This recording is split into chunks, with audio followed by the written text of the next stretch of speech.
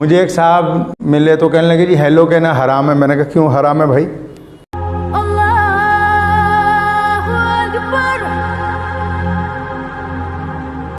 मुझे एक साहब पूछने लगे कि इस्लाम क्या मोबाइल चलाने की भी तालीम देता है? मैंने कहा बिल्कुल। अल्लाह के प्यारे नबी हज़रत मोहम्मद रसूलुल्लाह सल्लल्लाहु अलैहि वसल्लम ने जो तालीम इंसानियत को दी है उसमें यह भी शामिल है कि मोबाइल कैसे चलाना है। लोग अलग अलग अंदाज से आजकल कुछ लोग मोबाइल पे कविताएं लिख देते हैं, कोई गज़ल लिख रहा है।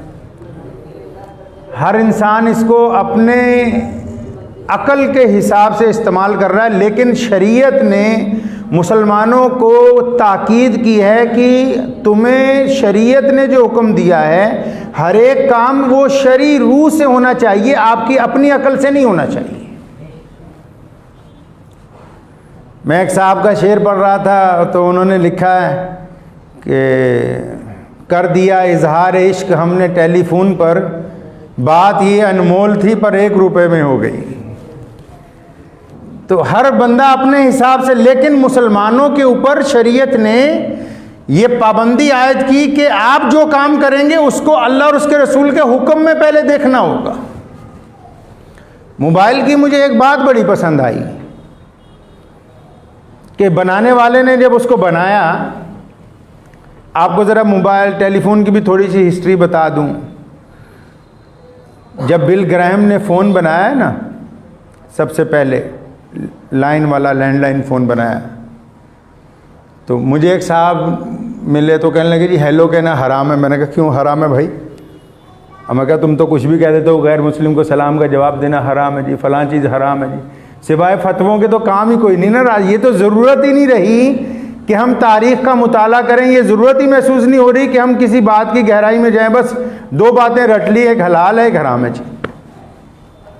लेकिन इस्लाम ने बग़ैर नुक्ता निगाह के किसी भी चीज़ के ऊपर फ़ैसला लेने से इनकार किया। हत्ता कि यहाँ तक रसूलुल्लाह सल्लल्लाहु अलैहि वसल्लम ने फरमाया, अल्लाह ताला ने कुरान पाक में फरमाया, जब खबर देने वाला खबर लेके आए, तुम तक कोई आ जाए बोले तुम्हारा भाई मार दिया, तुम तक कोई आ जाए जनाब आपकी चोरी हो गई, आपकी बीवी फलां गलत काम में मुलव्विस है, कुरान ने कहा, मोहम्मद रसूलुल्लाह ने कहा, शरीयत ने कहा, तमाम इम्माए मुज्तहिदीन ने कहा कि पहले जो खबर लेके आ रहा है इसकी भी तस्दीक कर लो कि बंदा ईमानदार है कि नहीं है। वो ये खबर देने वाला बेईमान तो नहीं, ये जिस सोर्स के साथ हमारे तक खबर पहुंच रही है, तो ये जो खबर बयान करने वाला है ये क्या 5 वक्त का नमाजी है, ये मुत्तकी है, ये परहेजगार है? क्या इसका भी पता है कि ये झूठ तो नहीं बोलता? ये थोड़ी बस इधर से सुनिए और उधर लड़ने के लिए चले गए, नहीं, ये मुमकिन नहीं है। तो खैर बिल ग्राहम की बात मैं कर रहा था, तो ये लफ्ज़ हेलो जो है, तो बिल ग्राहम ने जब पहली दफ़ा फ़ोन बनाया तो जिस घर में घंटी बजी पहले जाके फ़ोन की, वहाँ से जिस लड़की ने फ़ोन उठाया उसका नाम हेलो था। जिस लड़की ने फ़ोन उठाया और वो बिल ग्राहम की मंगेतर थी, यानी उसकी होने वाली बीवी थी, तो उसने अपनी महबूबा का नाम फ़ोन पे लिया। हेलो मतलब हेलो बोल रही हो, ये उसकी मोहब्बत की निशानी है। किसकी? जिसने फ़ोन बनाया उसकी मोहब्बत की निशानी है ये लफ्ज़ के। उसने अपनी शरीके हयात के नाम इस लफ्ज़ को टेलीफोन के अंदर सबसे पहले इस्तेमाल किया। ये तो तारीख़ी बात आपको बता दूं इसलिए, ताकि लोगों को ये पता हो कि जो लोग यहाँ बैठे हुए हैं मेंबर के ऊपर, वो सिर्फ उनको ये नहीं पता कि दीन में क्या हो रहा है, उनको ये भी पता है कि दुनिया के अंदर क्या हो रहा है। तो शरीयत ने कहा, फ़ोन की एक बात मुझे बड़ी अच्छी लगती है। वो क्या बात है कि उसको बनाया इसलिए कि जब कोई ज़रूरी फ़ोन आए तो ये अपने तमाम काम छोड़ देता है। मिसाल के तौर पे आप गेम खेल रहे हैं, मिसाल के तौर पे आप फेसबुक चला रहे हैं, आप व्हाट्सएप चला रहे हैं, आप इंस्टाग्राम चला रहे हैं, आप फ़ोन के अंदर कैलकुलेटर चला रहे हैं, आप फ़ोन में नोट्स लिख रहे हैं, आप फ़ोन में गूगल सर्च कर रहे हैं। लेकिन जब फ़ोन की घंटी बजती है तो फ़ोन अपने तमाम फंक्शन छोड़कर घंटी के ऊपर आ जाता है कि आपका फ़ोन आया। क्यों? क्योंकि उसको बनाया इस मकसद के लिए। तो अक्सर मैं सोचा करता हूँ, इंसान को बनाया अल्लाह ताला ने अपने लिए है।